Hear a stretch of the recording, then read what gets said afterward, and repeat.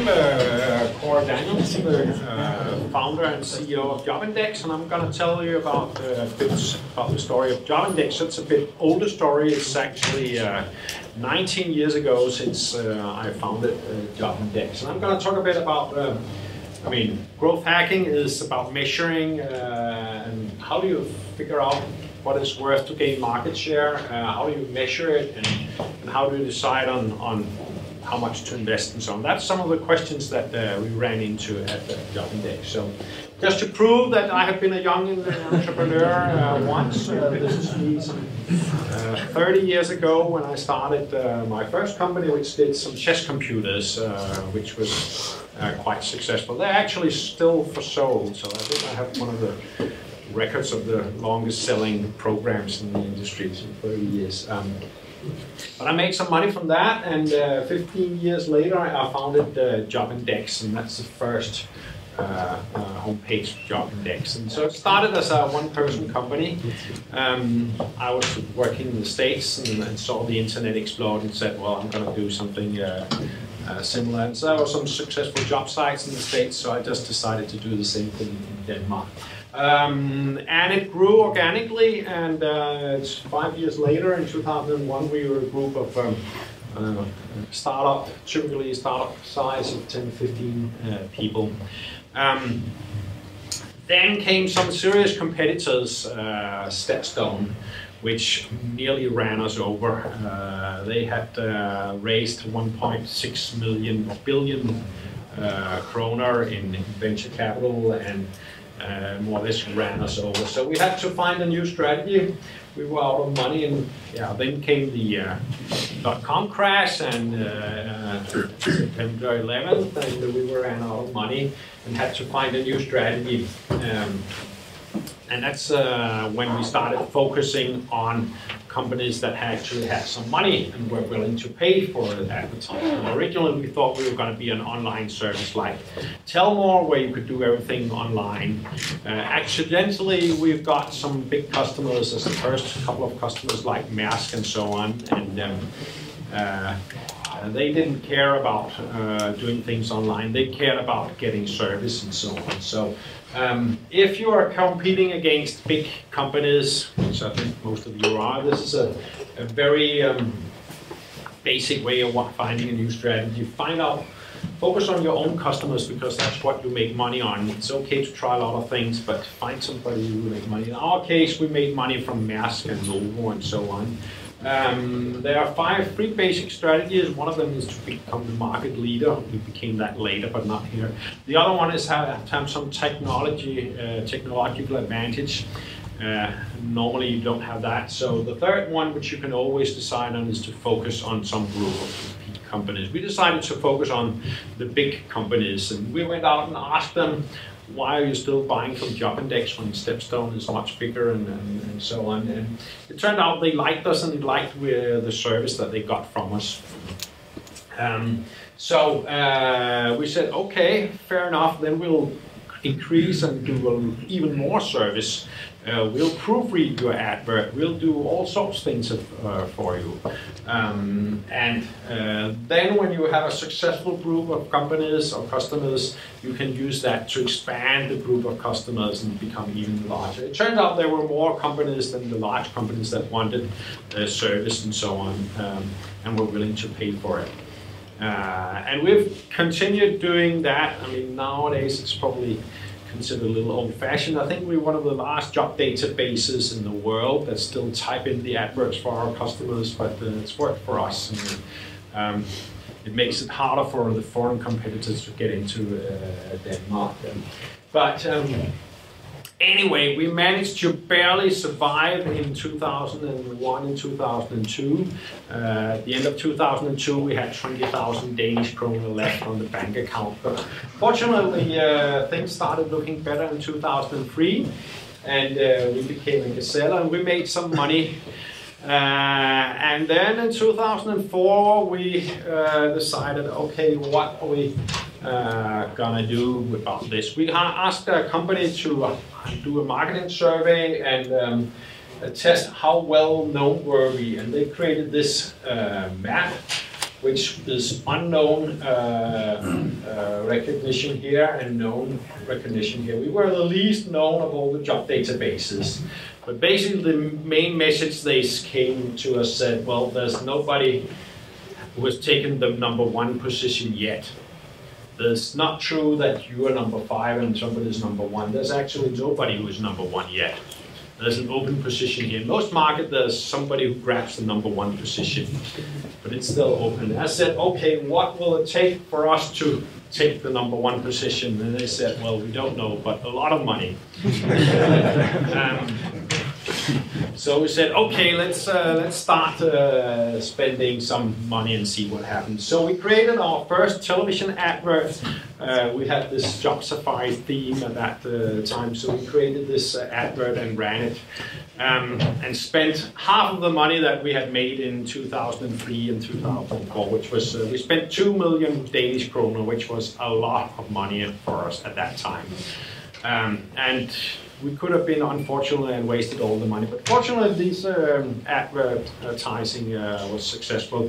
This was at a time when none of our competitors had advertised on television for 3 years. So we got a lot of attention from that, and got a lot of new customers, and those customers more than paid off for this advert. So the next year we spent 5 million on television advertisement, which gave even more customers. Next year in 2006 we spent 10 million, and slowly this is I'm gonna show you on a graph just to show you how we measure things. This is the unknown recognition, and you can see the red one is Jobindex, the blue one was Jobzone, which is our main competitor in those days, which was owned by Jyllands-Posten, Berlingske Tidende, Politiken, and TV2 in joint. So we were up against 3 or 4 of the largest media companies in Denmark combined. That's a serious competitor. But you can see slowly and gradually we increased our recognition. So at the end of 2006 we were actually as known as Jobzone.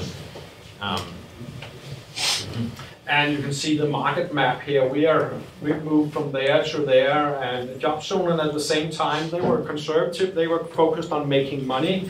We were focused on growing and gaining market share. Actually, they were focused on something else. They were focused on something called gratis aviskrigen, which some of you might remember.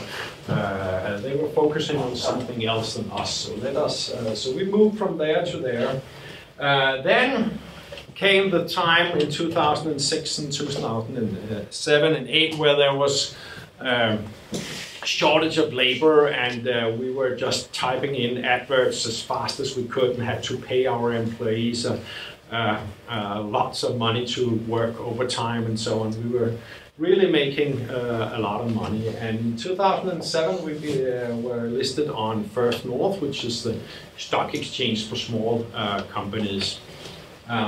And got a market value of some 600 million Danish kroner. So that was the answer to how much is it worth to gain a market position. It's actually worth a lot of money if you are in one of those markets where there's a winner-take-all tendency. And only 5 years before that, in 2002, when we were #5 and was running out of money, I was offered some 5 million Danish kroner for the company. So I'm glad I said no at that point. So this was actually also a way of becoming more known. Of course, job adverts is a lot of about credibility. Everybody wants to advertise on a known company. Of course, Jobzone had the advantage of being owned by some of the largest media companies in Denmark. This was a way for us to go out and show we are also a big company. We are just as big as the other ones. And as you can see, this is from. Then came, so we spent a lot more money in 2007 and 2008, and we actually moved further ahead. You can see Jobindex here in the beginning of 2009, and we've actually surpassed Jobzone, and the other job databases are around here. And There's something called the memory block. It turns out that people don't have room for too many job sites. People who are looking for a job can remember 2 different job sites on average. And people who are not looking for a job, they can only remember 1. So, I mean, if that's one of the reasons that there's a winner take all. I mean, if we move up, then there's not room for that many competitors. So, at that time, you can see we have actually taken the #1 position, which was vacant originally. Then came the 2009 financial crisis. We lost half our revenue from one year to the next. And the total number of job adverts on the whole market drops from 33,000 to 13,000 per month. So the question is here, what would you do in this situation? You suddenly lost half of your revenue. The customers have suddenly plenty of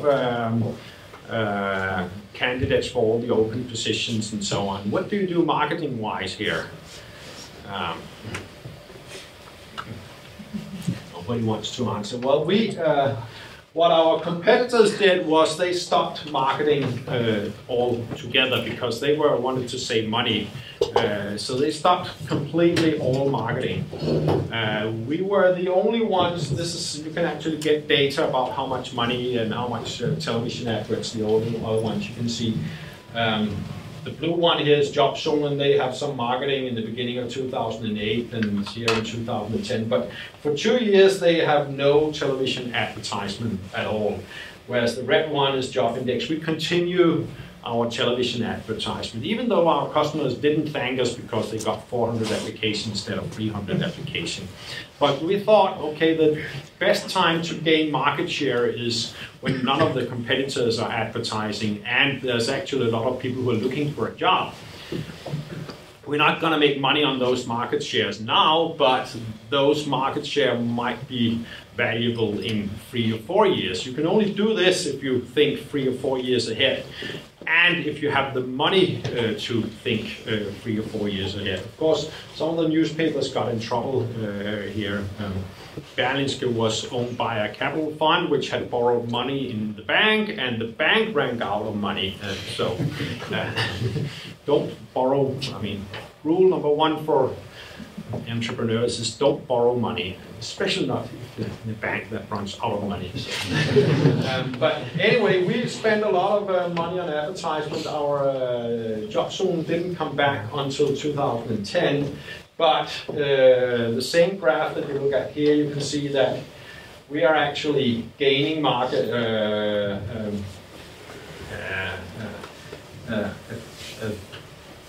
knowledge here, and our competitors are losing. They are getting some, and what you can see here is when they advertise, they gain some percentage point, but they drop back to the same level before. The same thing's happening here.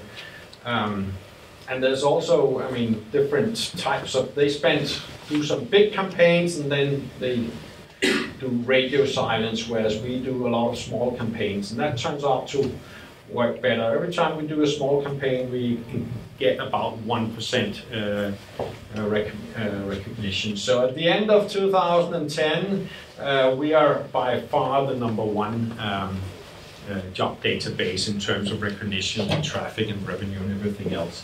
What's also happening is that our competitors are losing money. So at the end of 2013, they say this is not funny anymore. So we end up buying Stepstone, which used to be our biggest competitor. And so now we have about 2/3 of the market share, and our competitors have about 1/3 combined. And if you look at the recognition here, remember that people can only remember 2 different job sites. Well, now we both own Jobindex and #2 Stepstone, so there's no room for remembering the competitors. So now we basically control the whole market, except for a small company down here called LinkedIn, which is growing rapidly. That's a different story. I'm not going to tell about that. So basically 3 pieces for sure. It's a good for 3 pieces of advice for startups. Make sure you have an image because that makes it a lot easier for people to remember you. We use mass marketing, but that costs millions. It's basically, if you have millions of Danish kroner, then maybe otherwise just forget about it. Use the tricks from Facebook, internet marketing, things like that. And the main thing is find some loyal employees because it's really it's a tough job. Find somebody who's willing to fight for the company and make it a success. So it's really exciting.